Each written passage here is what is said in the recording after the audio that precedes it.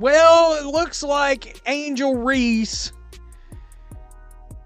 Well, it looks like she's just been caught in what could certainly be taken as in a lie. All right? All these things that she says she has dealt with over the last year, all these encounters of racism. Angel Reese, the most coddled, babied professional athlete in all of sports, continues to be the most babied and coddled professional athlete in all of sports, continues to have her peers say, "You go, girl. You be unapologetically yourself. Don't worry how rude, how arrogant, and how disrespectful you are. Don't worry about all the lies that you perpetrate. Don't worry about that." Well, it looks like Angel Ree, music, well, it looks like she'd just been caught in what could certainly be taken as in a lie. All right, all these things that she says she has dealt with over the last year, all these encounters of racism. Picture this. Angel Ree sits down for what should be a routine media session after another blowout loss, this time against the New York Liberty. The cameras are rolling, reporters are listening, and then something happens that nobody expected. In a moment that her PR team probably wishes they could erase from existence, Ree appears to let something slip that completely contradicts the narrative we've been hearing for weeks about Caitlin Clark and the Indiana Fever fans. Angel Reese, the most cuddled, babied professional athlete in all of sports, continues to be the most babied and cuddled professional athlete in all of sports. Continues to have her peers say, "You go, girl. You be unapologetically yourself. Don't worry how rude, how arrogant, and how disrespectful you are. Don't worry about all the lies that you perpetrate. Don't worry about that." The WNBA investigation found no evidence of racist comments at the Fever game. But what Reese just admitted on live TV might be the real story here. The real question is, what exactly did Reese say when she thought nobody was paying attention? If you stand with the Fever and don't believe Reese, then comment "I've got the Fever" down below. Let's go. Remember the guy that got, I guess, was out there waiting for him supposedly, and when the team was coming out, and of course we saw footage to that, and there was nothing malicious to it whatsoever that anybody could see, and then of course the Indiana Fever fans were yelling racist things or making racist noises out around the court. WNBA did an investigation, found nothing. The WNBA spent weeks investigating alleged racist comments at the Fever vs. Sky game, but their conclusion surprised nobody except Ree and her fans. When the league launched their official investigation, they didn't mess around.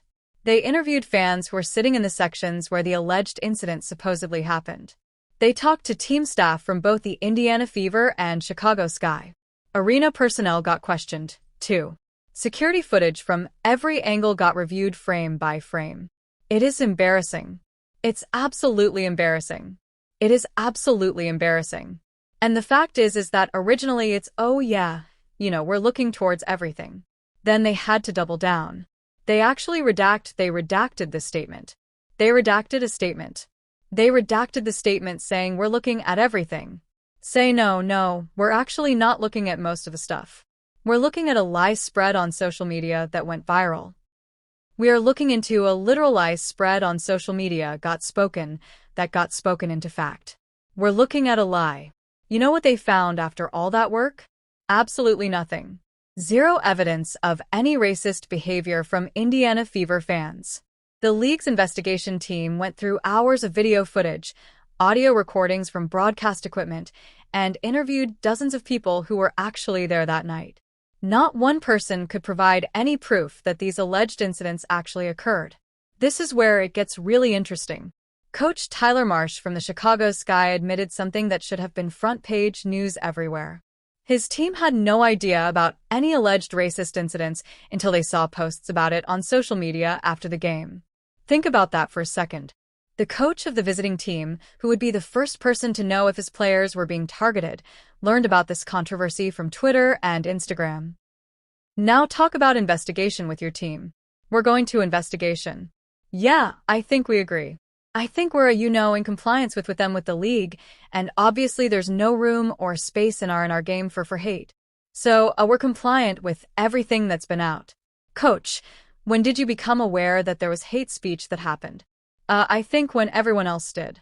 I think that, it's something that, we heard about. And so, again, we're just forthcoming with anything that the league was able to do investigation-wise. And just not a single player from either team heard anything during the actual game. No coaches reported incidents to officials. No referees noted any disruptions from the crowd that would suggest racist behavior. The entire controversy was built on social media posts that had no video evidence backing them up. No audio recordings, just text posts claiming things happened. The Chicago Sky organization was caught completely off guard by allegations they never witnessed firsthand. Their players were apparently fine during the game, showed no signs of distress, and never complained to coaching staff about fan behavior. Yet somehow, hours later, social media was buzzing with claims of racist incidents that nobody at the actual game seemed to notice. I didn't think these things would be a topic this year. It's certainly not at this point, but here we go again because now Indiana Fever players, are getting called into question. Indiana Fever fans are getting called into question today.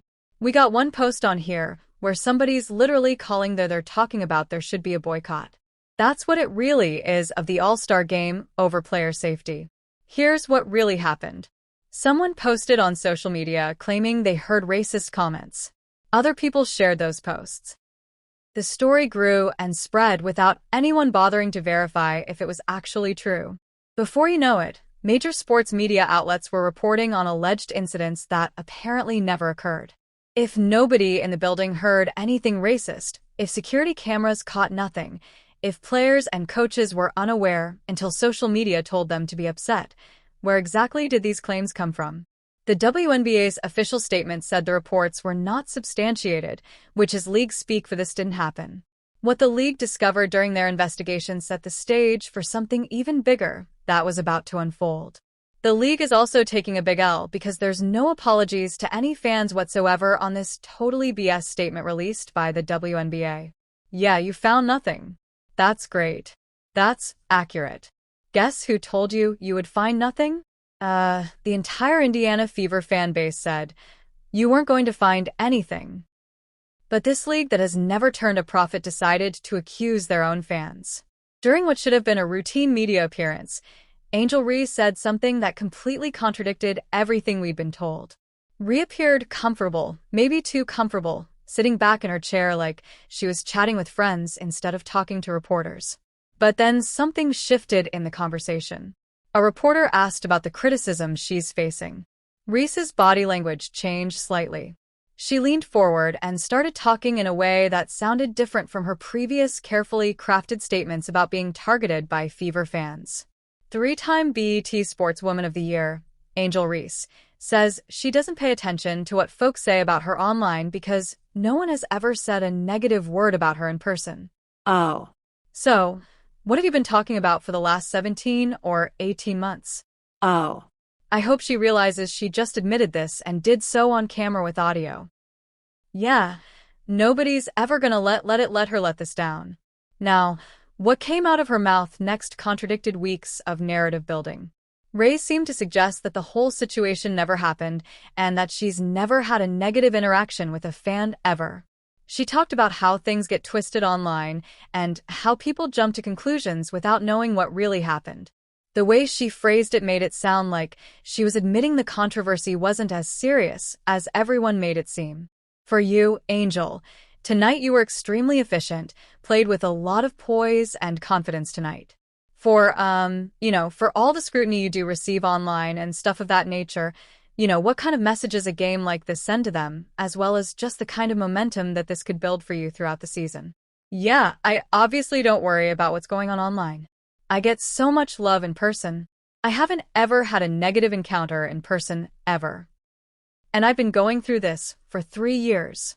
I've never had an encounter in person that was negative. So people online or behind a keyboard for a reason. And I don't worry about that stuff. I trust my work. My teammates trust me. And I was telling Miller today, she felt like she was having a rough day. And I was like, how many times have I had a rough day? And you picked me up. So don't get down on yourself. I know my teammates have my back. My coaches have my back, and that's all that really matters. I don't have to prove anything to anybody but myself and my teammates. Second row on the left. Angel tonight was noted. Can I say something? This is that's wild. This admission directly conflicted with everything we heard before. For weeks, the story was that Angel Reese and the Chicago Sky faced horrible racist treatment from Indiana Fever fans. Media outlets ran with stories about how the league needed to protect players from hostile environments. Reese had been positioned as a victim who needed support from the WNBA and her teammates. The reporters in the room started looking at each other. You could see them realizing they were witnessing something significant. Within minutes, clips of Reese's comments started showing up on social media. Basketball Twitter 1.